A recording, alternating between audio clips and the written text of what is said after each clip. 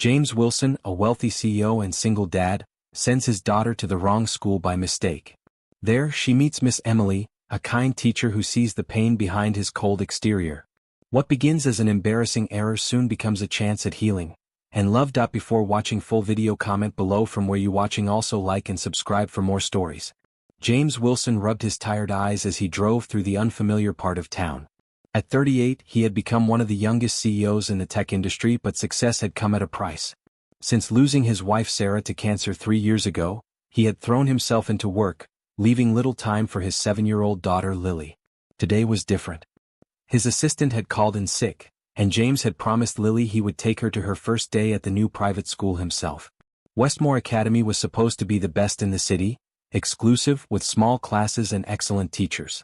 Perfect for Lily, who had struggled since her mother's death. "Are we there yet, Daddy?" Lily asked from the back seat, her voice small and uncertain.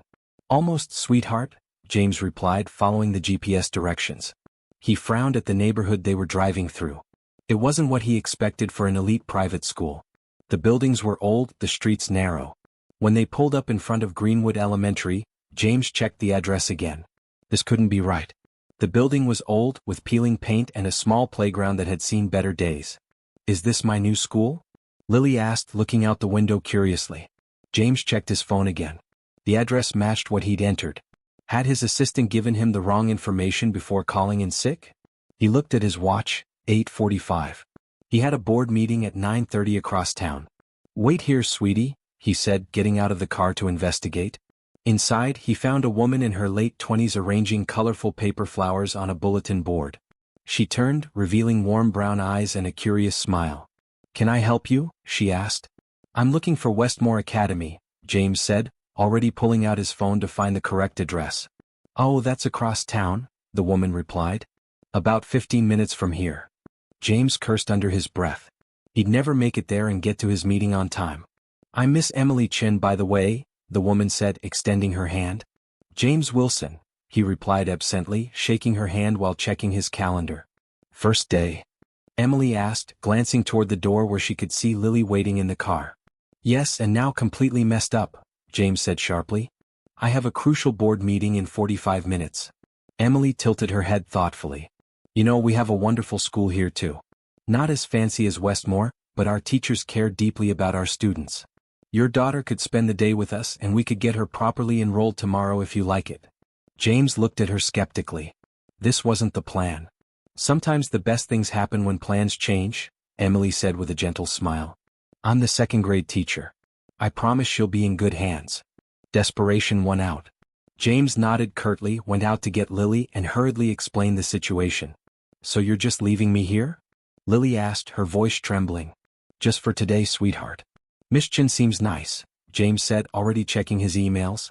Lily's eyes filled with tears. "You promised you'd stay with me on my first day."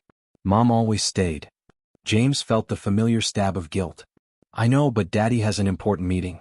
I'll pick you up at 3. He turned to Emily, who was watching their exchange with concern in her eyes.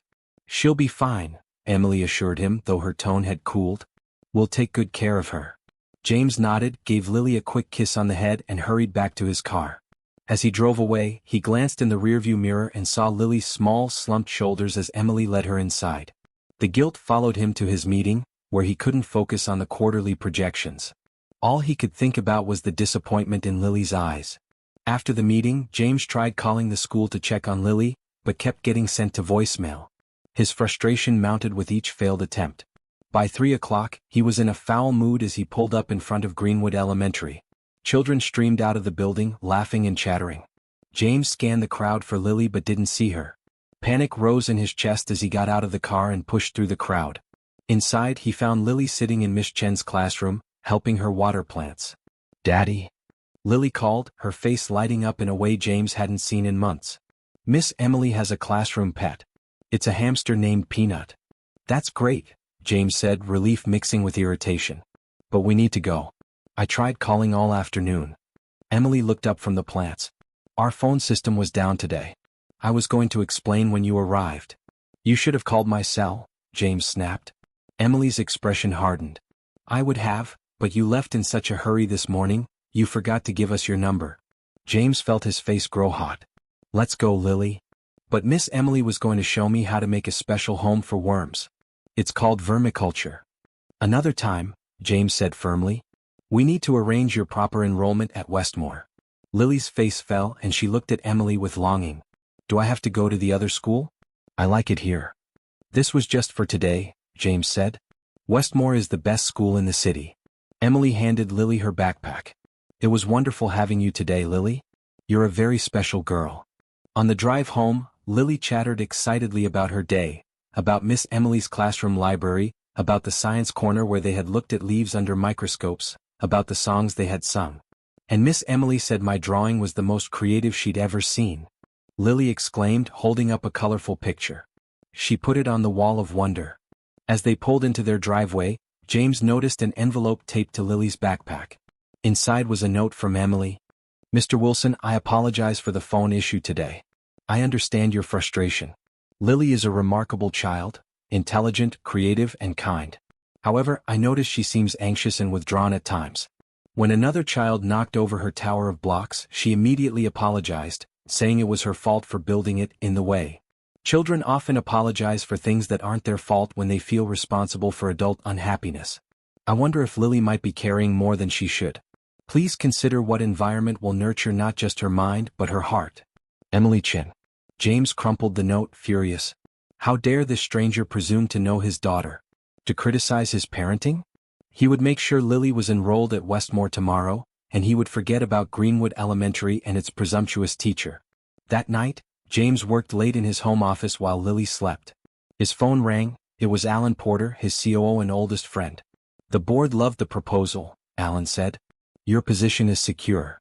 That's great, James replied, distracted by a notification about a Westmore parent orientation the next day. You don't sound thrilled, Alan observed. Everything okay with Lily? James hesitated, then told Alan about the mix-up in Emily's note. Sounds like this teacher hit a nerve, Alan said. She's way out of line, James insisted. Maybe, Alan conceded, but Sarah would want you to at least consider it. She always put Lily's happiness first. After hanging up, James wandered into Lily's room. She was asleep, clutching the stuffed elephant Sarah had given her. On her nightstand was the drawing from today, a picture of a girl standing between a tall man in a suit and a woman with a bright smile. Above them, a stick figure with wings watched from a cloud. That's you and me and Miss Emily, Lily had explained earlier. And Mommy's watching over us. James sat on the edge of her bed, gently stroking her hair. When had he last really looked at his daughter? Really listened to her? Sarah would be disappointed in him. The next morning, James woke Lily early. Change of plans, sweetheart. We're going to visit both schools today, and you can help decide. Lily's eyes widened. Really? I get to choose? Really, James promised. And I'm taking the whole day off to be with you. They visited Westmore Academy first. It was impressive state-of-the-art facilities, immaculate grounds, uniformed students speaking in hushed tones. The headmaster, Dr. Phillips, gave them a personal tour. Our students consistently rank highest in standardized tests, he boasted. Many go on to Ivy League schools. James nodded approvingly, but noticed Lily growing quieter with each passing minute. When a student dropped a book and was sternly reprimanded, Lily grabbed James's hand tightly. At Greenwood, the contrast was striking. The building was older but vibrant with children's artwork. Students called out greetings to each other and to Emily, who was supervising the playground. Her surprise at seeing them quickly turned to a warm welcome. We're building a community garden today, she told Lily. Would you like to help? Lily looked up at James questioningly. Go ahead, he encouraged her. And as Lily ran off to join the other children, James turned to Emily. I owe you an apology. You were right about Lily. Emily's expression softened. She's a wonderful child. She just needs space to bloom. James watched as Lily laughed with the other children, her face alight with joy. Sarah, my wife, would have seen what you saw immediately. It's harder when you're grieving, Emily said gently. We all miss things when we're in pain. For the first time in years, James felt seen, not as a CEO but as a struggling father doing his best. I'd like Lily to enroll here, he decided. If you'll have us. Emily smiled. We would be honored. But fair warning, we expect parent volunteers for our field trips. James laughed, surprising himself. I think I can manage that. 6 months later, James sat in a tiny chair in Emily's classroom, helping a group of children build bird feeders for the garden. His suit had been replaced by jeans and a casual shirt. Meetings were now scheduled around school events, not the other way around. Lily thrived at Greenwood. She had friends, her nightmares had subsided, and she spoke of her mother freely, without the cloud of sadness that had followed her before. James had changed too. He had delegated more at work, started a support group for single parents at Greenwood, and even joined the school board to help secure funding for classroom improvements. And then there was Emily. Their friendship had grown slowly, built on mutual respect and a shared love for Lily. Tonight would be their third official date. After school, as James helped Emily clean up the classroom, Lily played with Peanut the hamster. "I have something to show you," Emily said, pulling out a folded paper from her desk. It was James's crumpled note from that first day, carefully smoothed out and preserved. "Why did you keep this?" James asked, embarrassed by the memory of his anger. "Because even when you were at your worst, I saw something in you worth waiting for," Emily replied. "Just like I saw something in Lily that first day." "You know," James said thoughtfully, "some might call what you did, sending that note, a kind of revenge for how I acted." Emily laughed. "The best revenge is not being like your enemy. I wasn't trying to get back at you. I was trying to reach you." "Well, it worked," James admitted, taking her hand. "Sometimes the wrong turn leads exactly where you need to go." That evening as they walked through the park, Lily ran ahead, chasing butterflies. James looked at Emily, her hand in his, and felt a peaceful certainty he hadn't experienced in years. The mistake that had brought them together had become the most fortunate accident of his life. And somewhere, James was sure, Sarah was smiling down at the family they were slowly becoming.